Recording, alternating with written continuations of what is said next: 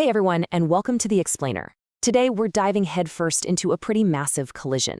On one side you have blockchain technology, something that's changing our world at lightning speed. And on the other, you've got legal traditions built up over hundreds of years. This is all about what happens when code, contracts, and currency get a complete 21st century rewrite. All right, so here's what we're going to cover. First, we'll unpack this huge idea that code is law.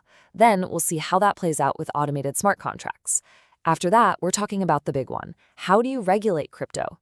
We'll also get into the tricky balance between evidence and privacy on the blockchain, and we'll finish up in the real Wild West, these new self-governing organizations.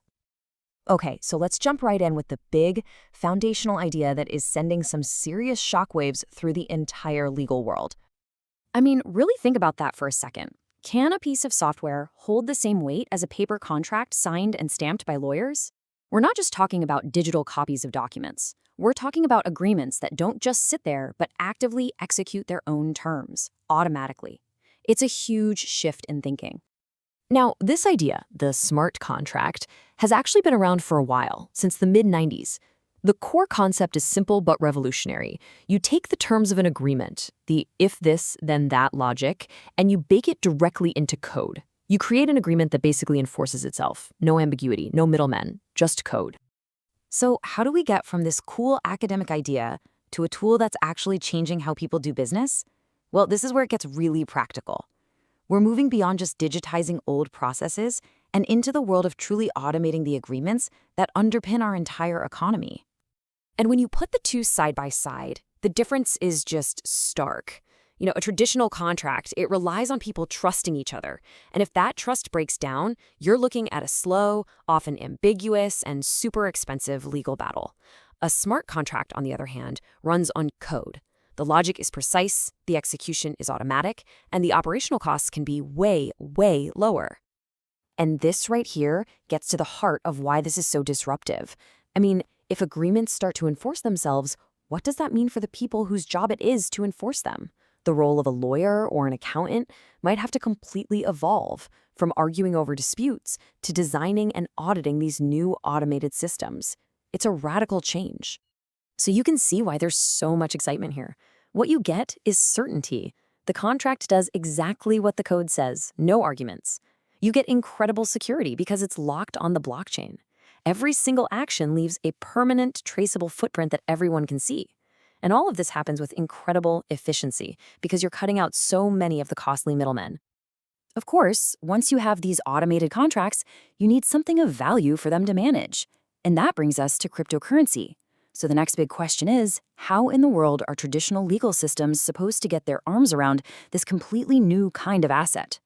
This is the question that regulators all over the globe are wrestling with right now.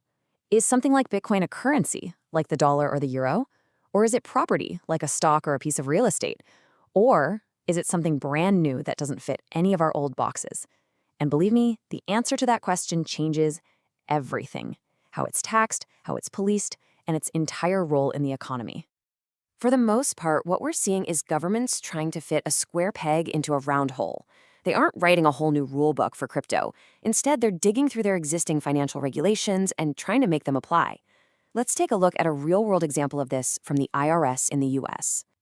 So, the IRS took a stand. They decided that for tax purposes, crypto isn't money, it's property. And that has huge consequences. It means if you get paid in crypto, you have to figure out its dollar value on that day and report it as income. Every single transaction has to be accounted for. And, maybe most importantly, all those heavy-duty laws designed to stop money laundering, yep, they're being applied directly to crypto. All right, so let's get into another fascinating area. The very thing that makes blockchains so powerful, the fact that it's a permanent, unchangeable, and often public record, creates this incredible tension between legal evidence and our right to privacy. Think about what happens in a courtroom. So much of it is about proving a document is real and hasn't been faked. But what do you do with a document that, by its very nature, can't be tampered with? A record that's time-stamped forever, with no single person or company in control of it. This could totally upend the rules of evidence we've relied on for centuries.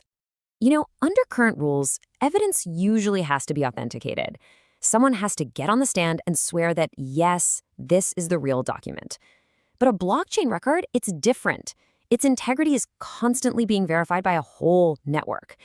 This has led to the idea that it could be self-authenticating, a type of evidence that proves its own trustworthiness, no human witness required. That's a game changer.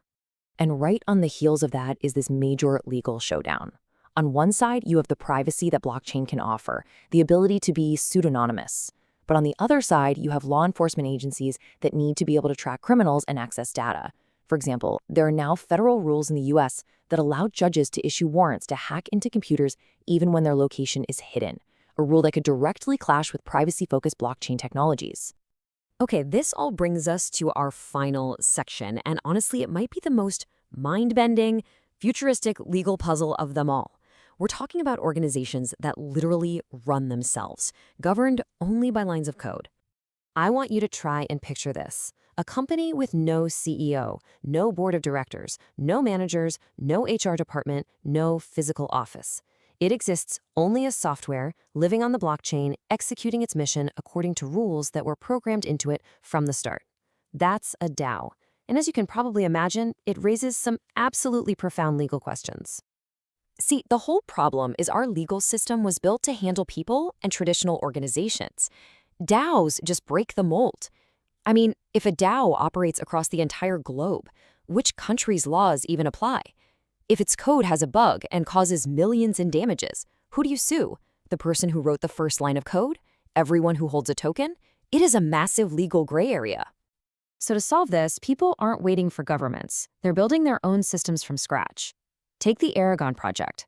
They're literally building an entire digital legal system. It's like a decentralized court designed specifically to handle disputes that smart contracts can't figure out on their own. It even has its own appeals process and a kind of supreme court. It's a fascinating attempt to build a legal system for this new world. When you step back and look at the whole picture, you realize this is about so much more than just putting contracts online. We are fundamentally embedding rules and logic into the very fabric of our digital world. And that's forcing us to ask some really tough questions and rethink what a rule, a contract, and even an entire organization actually is.